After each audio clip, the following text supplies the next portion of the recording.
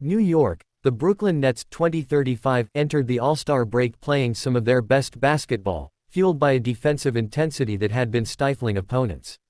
However, they faced a formidable challenge on Thursday against the Cleveland Cavaliers 45-10. While Brooklyn held its own in the first half, the second half was a different story. The Nets fell 110-97, despite carrying a slim 50-48 halftime lead against one of the NBA's top teams.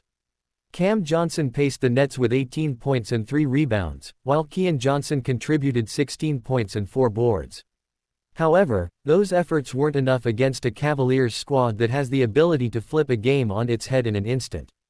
Leading the way for Cleveland, Donovan Mitchell delivered 26 points and 5 rebounds, while backcourt partner Darius Garland added 18 points and 9 assists. The Cavaliers seized control in the third quarter, capitalizing on second-chance opportunities and Brooklyn's mistakes to break the game open in transition. Nets player grades from Thursday's loss. D'Angelo Russell, incomplete. Russell had been finding his shooting rhythm prior to the All-Star break, but that momentum didn't carry over. He struggled mightily from beyond the arc and, despite the tough matchup against Mitchell and Garland, managed to impact the game through his playmaking while limiting turnovers. Unfortunately, his night was cut short after suffering a right ankle sprain in the third quarter, leaving the Nets without their floor general.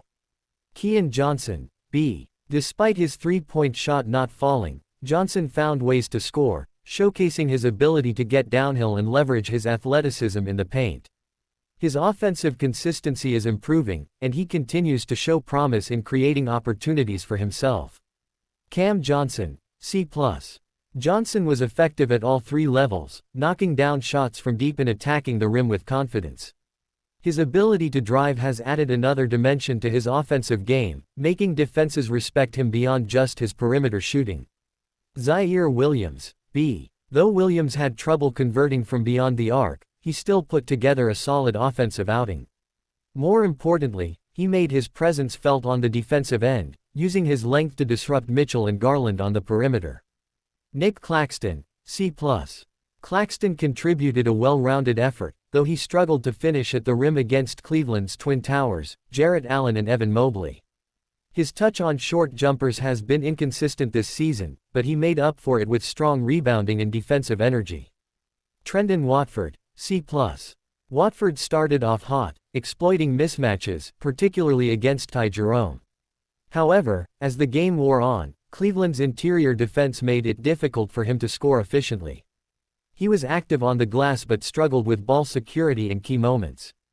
Jalen Wilson, B. Wilson shot the ball well, an area that has been hit or miss for him this season, particularly from beyond the arc. He contributed on both ends and put together a steady all-around performance. Day'Ron Sharpe, B. Sharpe was highly active but had a frustrating night finishing around the rim, something that has been a strong suit for him this season. Given the space he managed to carve out in the paint, he left some points on the floor, though he battled hard against Allen and Mobley. Tyrese Martin, C-. Martin was efficient offensively, but most of his production came late in the game when the Cavaliers had already taken full control. Coming off a new multi-year contract, Martin had a decent showing, though the Nets could have used his scoring punch earlier to stay competitive longer. Killian Hayes, C. Fresh off signing a 10-day contract, Hayes had a solid debut. In his backup point guard role, he demonstrated strong passing and solid defensive instincts, but his shooting left a lot to be desired. Still, he showed flashes that could warrant a longer stay in Brooklyn.